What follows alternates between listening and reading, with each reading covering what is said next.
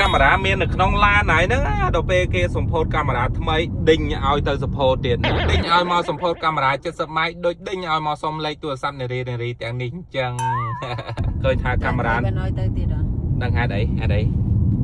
នោះវាលក្ខណៈថាចេះវាឃើញមានតែមួយអានេះមានតែមួយ3គេថាមើលឃើញ3ជ្រុងអូ3ជ្រុងអូខេដល់ពេលអញ្ចឹងឯណាចង់មកគៀនឯណាដឹកនារីដើរកាត់គៀនហ្នឹងយើងក៏មកឃើញណា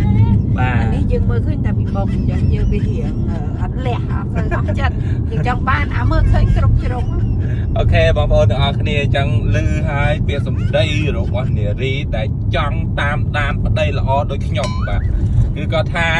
អានេះតតែយើងបវល់មកអញ្ចេះទៅយើងថតខាងមុខបានប៉ុន្តែអាសេរីថ្មីដែលគេទៅសម្ពោធហ្នឹងគឺមានទាំងខាងមុខខាងក្រោយហើយនិងខាងក្នុង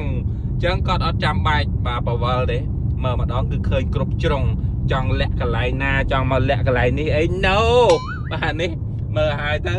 បាទមុខប្រពន្ធដើមដែលតាមដានប្តីល្អបាទប្តីល្អអស់ត្រឹមខ្ញុំហ្នឹងហើយវិញក៏ដើររទៅបាន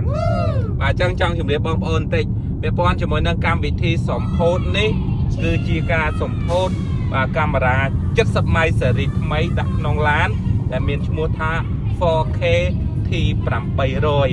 ដែលគេធ្វើគឺអធិកអធមខ្លាំងមែនទេបងប្អូនហើយមានភ្ញៀវជាច្រើនគាត់ទៅចូលរួមហើយឃើញថាគាត់ចាប់អារម្មណ៍ខ្លាំងមែនទែនបងប្អូនទាំងអស់គ្នាមើលទៅគាត់គឺចង់ដាក់ក្នុងឡានហ្មងហើយសួរទៅ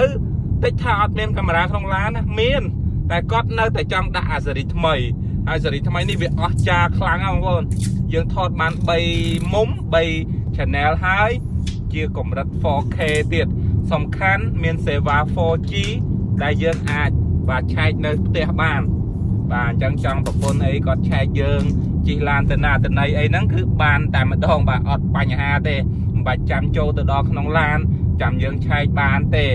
ចំណុចពិសេសមួយទៀតគឺវាបាទមាន GPS ចង់យើងទៅលាក់ឡានកន្លែងណាផ្ទះសំណាក់អីនៅកន្លែងណាក៏ដឹងទីតាំងដែរទៅដល់ភ្លាមហ្នឹងមិនស្រួលមានរឿងដោយសារកាមេរ៉ាទៀតអូចាថាគាត់ចឹងអត់មានពាក្យកសើចឹងបើសិនបើបងប្អូនចង់បានកាមេរ៉ាចង់តាមដានប្តីដាក់ក្នុងឡានមើលបានគ្រប់ជ្រុង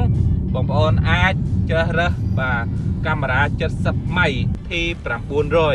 ដែលសេរីថ្មីនេះគឺអស្ចារ្យដូចនិយាយចឹងតម្លៃវិញត្រឹមតែ$300ជាងតែប៉ុណ្ណោះបងប្អូនហើយគេមានបាទភ្នាក់ងារក៏ដូចជាក្រុមហ៊ុនដែលសហការគ្រប់ខេត្តតែម្ដងអញ្ចឹងបងប្អូននៅខេត្តណាក៏អាចយកទៅដាក់បានដែរហើយដំឡើង free បាទបើសិនបើបងប្អូនអត់ចង់ឲ្យគេដំឡើងទេដំឡើងខ្លួនឯងក៏បានដែរអញ្ចឹងនៅក្នុងទិដ្ឋភាពការសម្ពោធគេនេះនៅកាឡាភ្នំពេញគឺពិតជាអស្ចារ្យមានថ្នាក់ដឹកនាំរបស់គាត់បាទថ្នាក់ដឹកនាំរបស់70ម៉ៃហ្នឹងឡើងធ្វើបទបង្ហាញក៏ដូចជាធ្វើសន្ទរកថានិងមានភ្ញៀវកិត្តិយសជាច្រើនចូលរួមហើយខ្ញុំក៏បានចូលរួមក្នុងកម្មវិធីដែរឃើញថាអធិកអធមខ្លាំងអញ្ចឹងប្រសិនបើបងប្អូនចង់បានកាមេរ៉ាដាក់នៅក្នុងឡានរបស់បងប្អូនណាមិនថាប្រុសមិនថាឡានស៊េរីទំនើបស៊េរីចាស់ប៉ុណ្ណាទេដាក់បានដូចតែគ្នាហ្នឹងអញ្ចឹងវីដេអូនេះមានតែប៉ុណ្្នឹងទេអរគុណជំរាបលា